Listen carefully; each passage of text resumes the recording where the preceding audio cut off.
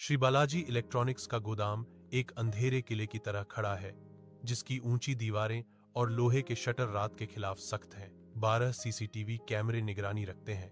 उनके लेंस मंद रूप से चमकते हैं, धुंधली रोशनी में रहस्यों के रक्षक। सुरक्षा बूथ के अंदर एक अकेला गार्ड अपने फोन में खोया हुआ है, जो बस परे नाचने वाली छायाओं से अनजान है। नियंत्रण कक्ष के अंदर मॉनिटर लाइव कैमरा फीड के साथ चमकते हैं। सभी रात के 2:00 बजे सामान्य है। एक भयानक चुप्पी छा जाती है, जैसे कि रात के 2:45 बजे। स्क्रीन अचानक काली हो जाती है, फिर भी कैमरे चलते रहते हैं। कोई अलार्म शांति को भंग नहीं करता। एक अशुभ शांति अंधेरे नियंत्रण कक्ष पर छा जाती है। धुंधले गोदाम में एक सुरक्षा गार्ड कांपता है। दृश्य की विशालता उसके अंदर उतरती है, क्योंकि वह खाली रैक देखता है। साहब, चोरी हो गई है, वह चिल्लाता है। उसकी आवाज खोखली जगह में गूंजती है। विजय सिंघानिया भागते हुए आते हैं। उनका चेहरा पीला पड़ जाता है, क्योंकि वह सबसे बुरी बात की पुष्टि करते हैं। हार्ड ड्राइव पूरी तरह से मिटा दी गई है। खोए हुए डेटा का एक शून्य। पूछताछ कक्ष बिना कही गई बातों के आरोपों से भरा है, क्योंकि पुलिस इंस्पेक्टर रोहित का सामना करता है।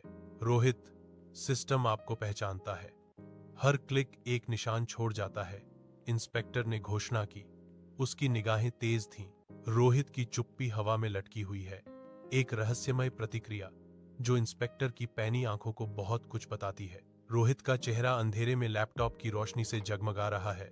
स्क्रीन पर एक गोदाम नेटवर्क मानचित्र प्रदर्शित है।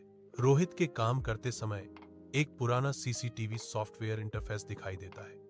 मंद रोशनी में उसके चेहरे पर चिंता की लकीरें गहरी होती जा रही हैं। वह गहरे विचार में है। स्थिति का भार उसके धुंधले कमरे की एकांतता में उस पर हावी हो रहा है। प्रतिदीप्ति प्रकाश की गुनगुनाहट के नीचे रोहित आखिरकार टूट जाता है। उसका चेहरा हार से उकेरा गया है। उसकी आत्मा कुचल गई है। निरीक्षक देखता है। उसकी तीव्र दृष्टि में आशा की एक चिंगारी जलती है, क्योंकि वह एक सफलता का अनुभव करता है। अगर आप सच जानना चाहते हैं तो संदीप से पूछें। वह अकेला नहीं था। रोहित फुसफुसाता है। उसकी आवाज निराशा से भरी हुई है। संदीप और रोहित चाय की दुकान पर मिलते हैं। चेहरे पिछली अपमानों की कड़वी यादों और बदला लेने की तीव्र इच्छा से अंकित हैं।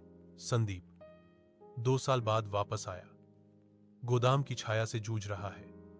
अपमान अभी भी उसके दिमाग में ताजा है। रोहित की आवाज शाम की हवा में गूंजती है। प्रतिशोध का वादा भारी है। कैमरे देखेंगे, लेकिन उन्हें याद नहीं रहेगा। आधी रात में एक पुराना ट्रक अंधेरे गोदाम तक रेंगता है। रोहित अपनी लैपटॉप पर दृश्य को जमा देता है। उसकी आंखें सिकुड़ी हुई हैं। संदीप गोदाम का दरवाजा खोलने के लिए एक पुरानी चाबी का उपयोग करता है। ताला शांत रात में जोर से क्लिक करता है। फोन और लैपटॉप के डिब्बे ट्रक में गायब हो जाते हैं। एक बहु $1 मिलियन की डकैती बिना चांद के आसमान के नीचे हो रही है। पुलिस के आने पर एक छोटे भीड़ भाड़ वाले मोबाइल शॉप के कांच पर सूरज की रोशनी पड़ती है। उनकी उपस्थिति रंगीन डिस्प्ले के विपरीत है। दुकानदार हैरान होकर इशारा करता है। यह फोन, यह कल ही आया था। संदीप उपहास करता है। हवा में एक निंदक अवलोकन लटका हुआ है। अगर कैमरे नहीं होते तो चोरी नहीं होती। टीमें 12 अंधेरे गोदाम में पहुंचती है। हवा प्रत्याशा से भरी हुई है और अज्ञात का भार है। दरवाजा चरमराता है, जो टूटे हुए रैक और मौन रहस्यों से भरी एक धूल भरी आंतरिकता का खुलासा करता है। एसआई अनुराग इशारा करते हैं। अपनी टीम को नई दीवार तोड़ने का आदेश देते हैं। छिपे हुए सामान का पर्दाफाश करते हैं। स्मार्टफोन और लैपटॉप। रोहित को बरामद वस्तुओं के बारे में पता चलता है। डर की एक झलक उसके शांत मुखौटे को धोखा देती है। पुलिस अधिकारी की आवाज सन्नाटे को चीरती है। बाकी 20 लाख रुपए कहां हैं? रोहित का रहस्यमय जवाब हवा में लटका हुआ है। एक अस्पष्ट स्वीकारोक्ति, यह सिस्टम का हिस्सा है। पुलिस रोहित के घर की सावधानीपूर्वक तलाशी लेती है, अनदेखे सुरागों की तलाश में। एक पुराने फोन में एक वॉलेट ऐप और लेन देन का इतिहास पता चलता है। 20 लाख रुपए सुरक्षित और स्थानांतरित। रोहित कबूल करता है, मैं सिर्फ बदला लेना चाहता था। पैसा मेरा मकसद नहीं था, लेकिन रास्ते में सब कुछ बदल गया। रात गोदाम को ढक लेती है। एक अकेला ट्रैफिक कैमरा इसका मूक दर्शक है।